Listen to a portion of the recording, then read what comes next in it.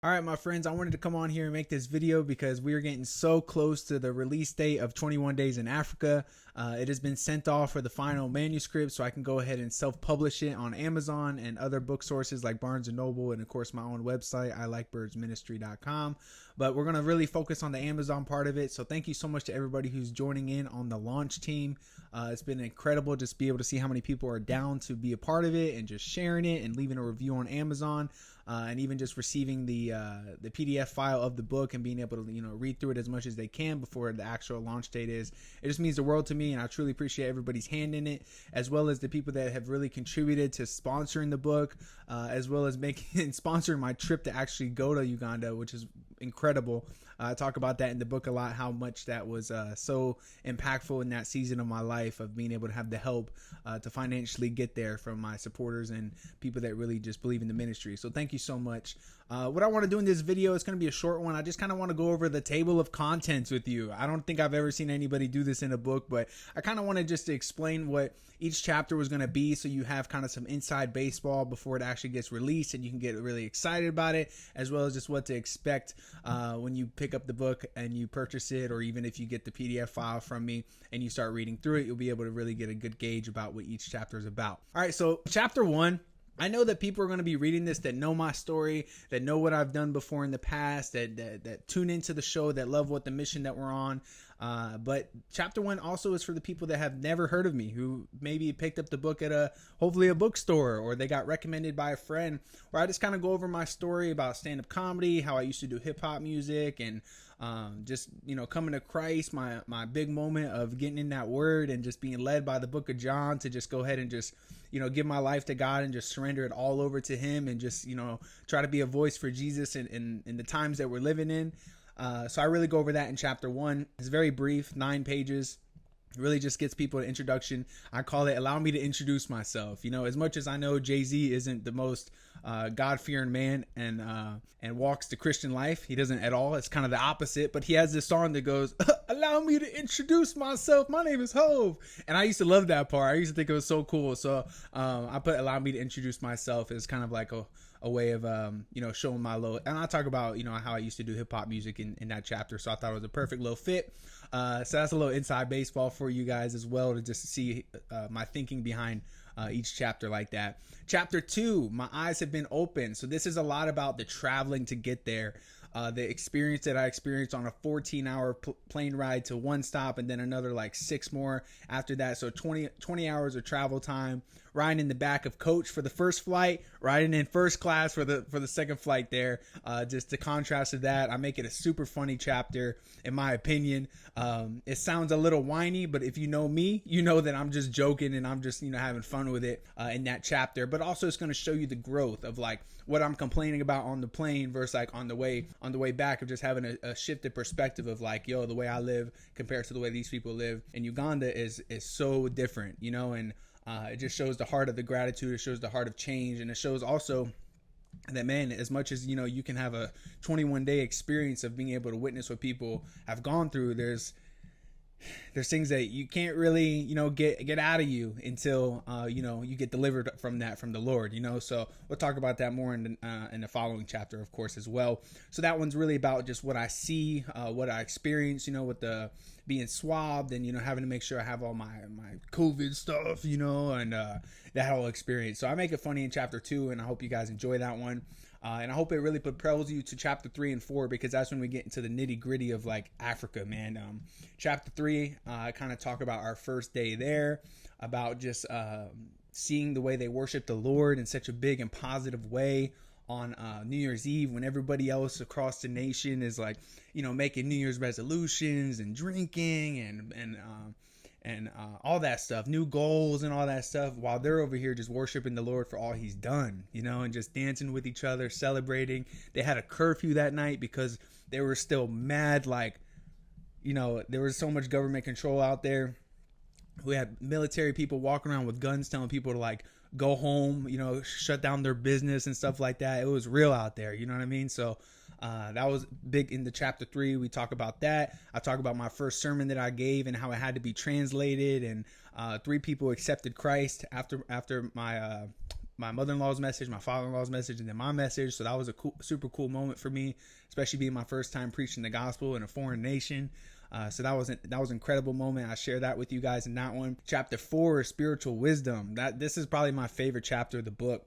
We just get real in here, man. We talk about what goes on in Africa, and we just go ahead and we share some biblical truths about just the way humanity it needs a savior, man. We need Jesus, like, in all aspects of our life. And the yin and yang that I experienced there, of like people, suffered so much poverty, and they had so much. They were, they take showers essentially in like little kiddie pools and little tubs. You know what I mean? Like, there's not running water. They drink lukewarm Pepsi. And if they do have a Pepsi, that's a treat. That's a blessing. That's a dope day.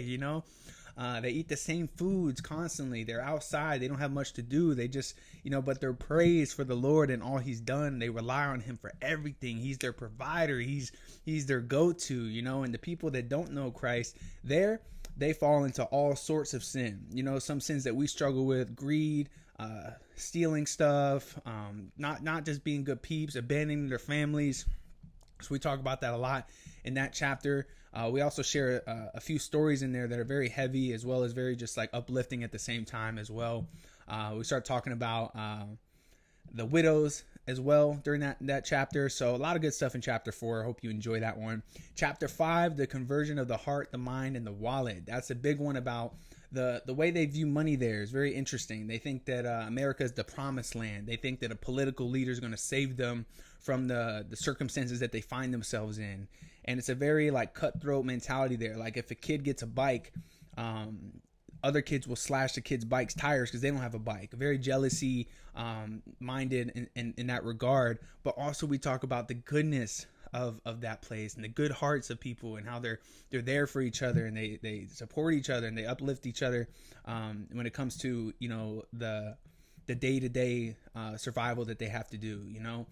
They look out for each other. They have servant hearts, and it's a really cool chapter. So, and that one, I think that's the one I actually am preaching at as well, on chapter 5, where I preach a message on Sunday at church, and was able to kind of really instill in them about having faith in God and not having faith in man, because there's a big difference, man, when you start, relying on like that political leader thing, like he's going to save us. It's like, no, he's not.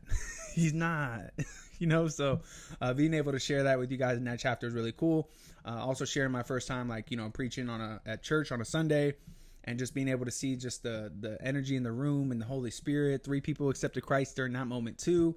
And just a cool chapter, man. I really like chapter 5 as well. Chapter 6, this is a fun one.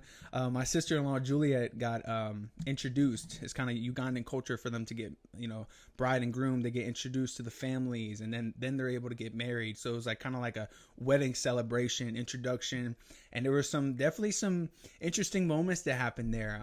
There were some tensions with Juliet's family because they wanted to get cows in exchange for her, for giving, their daughter, who was living in the United States for years, up for marriage. And there was just some conflict and some turmoil with that. So it was just really cool to be able to share that with you guys, just to show the different cultural things, and just being able to meet her husband now, Elijah, and his family and his friends and his people that he brought with him, and really connect with them and bond with them while they're out in Africa. So that was a cool experience as well.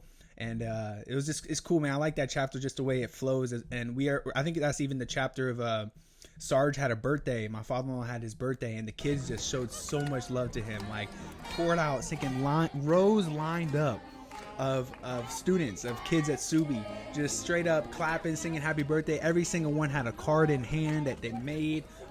Their love language is like letters and drawings and stuff like that. They had all that ready for him. They had a band out there like playing, saxophone and trumpets, singing the happy birthday song. And he came in the van after we just finished visiting some of the widows, and there was a line full of people just lined up, man, just singing for him. He put his head through the sunroof, and it's just like a king, like, oh, thank you, everybody. And it was just such a cool moment, man. It was one of the only times in my life where I've been emotionally choked up for something happy. Joy tears, like, whoa, it was just so beautiful to see, like, that's the way they expressed their love there. And one of the most impactful moments, I don't know if it's in, I'm pretty sure it's in that chapter. Sometimes you get lost in the sauce a little bit, but one of the most impactful moments was when he was opening the cards, and these kids don't have, 2 nickels to rub together, yet they were giving him money. They were giving him shillings, 28 cents worth of, like, seriously, like, just the it could buy them a warm Pepsi, you know what I'm saying? But they chose to give that to Sarge, even though, like, he does not need shillings, you know what I'm saying? Like, he's good, but it just shows that their heart is big, and it shows that they love well, and they're generous. And it was just really cool to see that. I was sitting right next to him when he opened up the card, and just emotion came out and stuff like that. And we had like confetti and little like those things that you pop, and like a whole bunch of stuff comes out, and it was just a super fun moment. The kids had Pepsis and little lemon cakes that they got to enjoy. And man, just the whole experience of Africa was just so incredible that it had to be written about. It really did. And I was so grateful that I journaled throughout the whole, every morning I would wake up and journal what happened the day before. And I was able to use that as a reference to be able to build out this book. And while also making sure that we're bringing people to Christ through it. We're always giving spiritual truths in line with what's going on in the book, which is an incredible thing that I'm very proud of. And I hope you receive that well when you're reading through it. All right, so that was chapter 6. Chapter 7 is Back to America. So this is where I kind of share with you guys that I popped a positive PCR test when I was supposed to go home after only 2 weeks. My wife is pregnant at home. She's ready for me to be there. And number one, it's not even my home. She's staying at my in-laws' house because we're at the RV at this time. So it's an uncomfortable situation as far as, not having her husband there. She's just anxious and waiting for me to come back, and she's super understanding, and just praying that I get back and stuff like that. But I wasn't able to. I had to come back to the airport 7 days later, so we took like a 3-hour trip, just hoping that we won't get stopped or checked for my positive PCR test. And sure enough, we did, and we were denied access onto the plane, which was kind of scary because I didn't know if they're going to like call the cops or have the cops come like arrest me and put like a little cattle bell on my ankle or something like that and say I'm barred from traveling forever. I didn't know what was going to happen. But so being able to, I had to stay in Africa, and luckily my mother-in-law stayed with me, and so did Juliet. And whoa, those last 6 days were the days I really hammered out this book. I wrote about 3,000 words a day based on like what I wrote in my journal. And then just the journey of trying to get back to America, having to retest, having to go back to this clinic and get swabbed again. And when you go to the clinic in Africa, you're not going up the street. Okay, you're not going down to your local CVS. All right, you're going into the trenches of the city. You're going like it's just 2.5 hour round trip. So I just share a lot of the stuff that happened with you guys while I was there, and it makes for a really interesting story. And even I didn't touch on this in one of the earlier chapters, but this was at the time, it was 2021, right, in January in 2021. So people were still a little bit weird about the vid overseas and stuff, and we actually experienced somebody segregating us based on vaccination status at a hotel in Doha. So that was interesting. We write about that.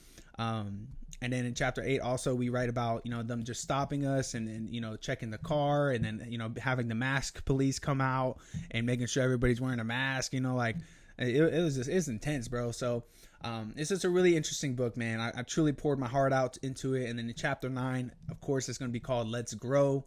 Chapter 8 is Finally Home. I kind of share about what happened when I got home.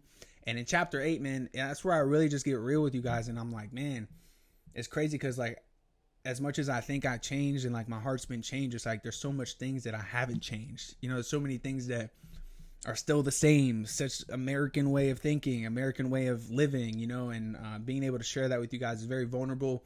I also share a lot of other stuff that I really like kind of was revealed to me like because I went there, about my own personal life, my own personal habits, and things that I really needed to tighten up if I wanted to continue being a foot soldier for Christ and being able to be a light and hopefully, a voice for Jesus, and being somebody that, you can look to in your faith journey as somebody that is an inspiration, but also somebody that you feel like you're growing with at the same time as you're growing in your journey. And that's why, of course, chapter 9 is Let's Grow, because I encourage everybody to just grow in their faith with me while also just making sure we take what we learned from the book and applying it to our lives and, helping out where we can.